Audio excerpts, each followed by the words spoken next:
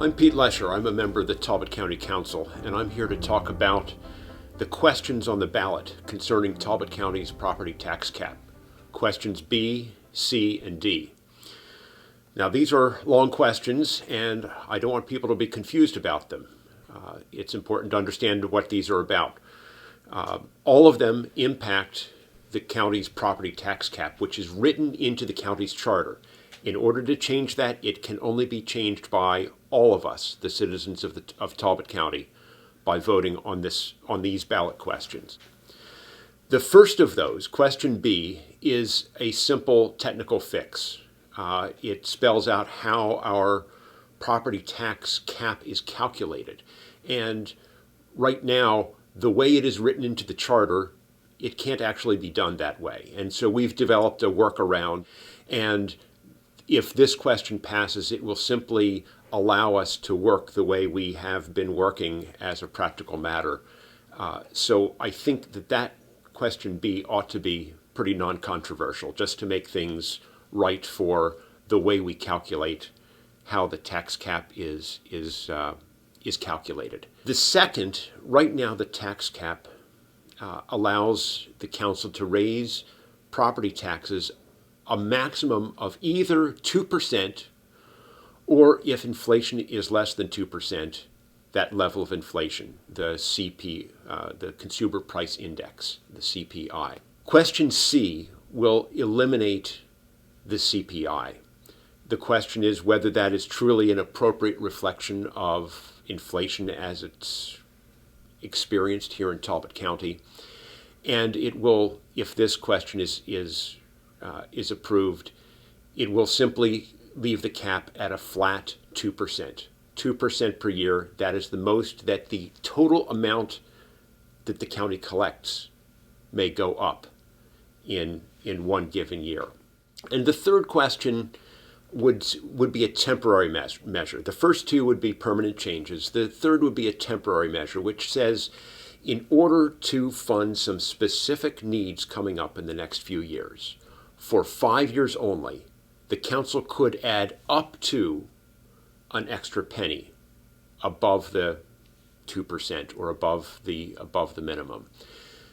What are those issues? Well, issues are some particular some capital projects that are coming up. A new facility for the Talbot County Sheriff, a facility for the Talbot County Health Department. We know that the sheriff must move because they're now in the Talbot County Business Center, the former Black & Decker building that must get demolished for the airport's runway expansion. The health department likewise is in outdated quarters that's really a sick building that needs to be completely renovated, or it's probably cheaper to simply replace it. So capital projects, but really more important than these capital projects are some operating costs. Right now, we do not have enough ambulances to guarantee that we're going to get to every call within the mandated time, the standard time that we need to respond efficiently to emergencies. There are times when all of our ambulances are out there serving a call. We would like to add one more ambulance unit in the county to ensure adequate coverage up in the northeast corner of the county, probably in the Cordova vicinity. But there are capital costs for being able to do that, to be able to garage them, to be able to headquarter them, to be able to buy the ambulance. And there are operating costs. There are the personnel costs to make sure that the people are on that shift. That can't happen in our current fiscal environment. Now, half of the county's budget is spent on the schools. The minimum that we spend on the schools is really mandated by the state. The state allows us to actually go above, to break the tax cap, to exceed the tax cap in order to fund what the state requires for school funding. And we've had to do that a few times. The county has levied not only an increase under the tax cap, but also a school supplement. And any of that additional funding must then go to fund the school budget. It can't be used for any other purposes. Now, the state doesn't mandate that we have a police force in the form of our sheriff's deputies, in the form of our sheriff's department. The state does not mandate that we have adequate ambulance service, that the advanced life support ambulance units, that there will be sufficient personnel and ambulances to respond to the quantity of calls that we expect to get. The state does not mandate that we maintain our roads. And those are the things, because of what the state does mandate we spend on, and because the tax cap has been so effective at keeping county revenues under the cap, it is these other needs that have begun to suffer. We have real problems in funding the sheriff's office. It's after the schools. It's perhaps our biggest single expense. This year, after we raised starting salaries for the sheriff's deputies by $5,000 a person, the sheriff was unable to recruit a single new deputy to train for his force. He has openings, he can't fill them. Part of it is our salaries, which are only equal to some of the lowest departments in the region, and part of it is our retirement system.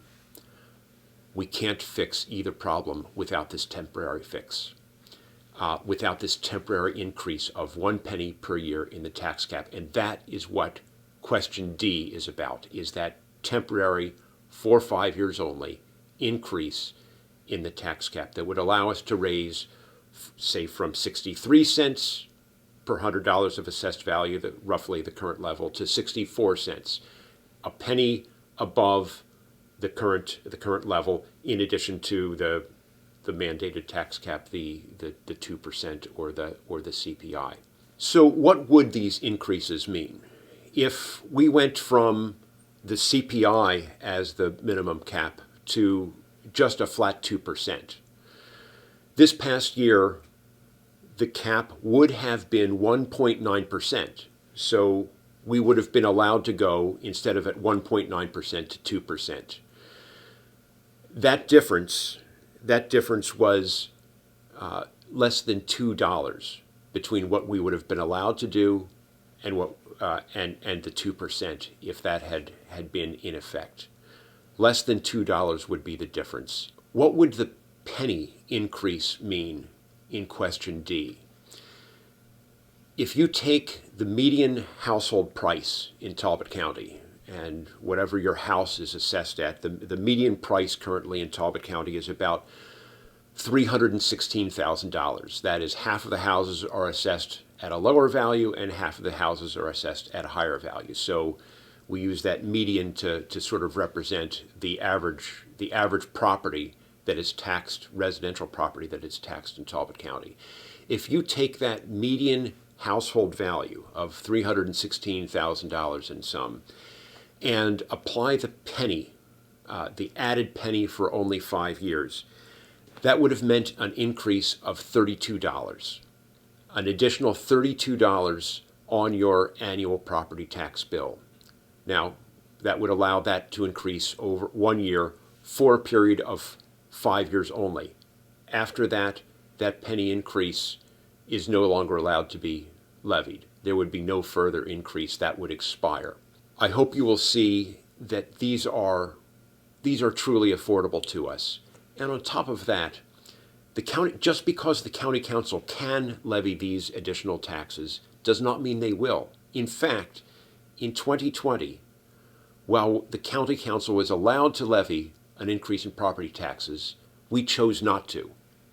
And really, in the end, isn't that what is most important?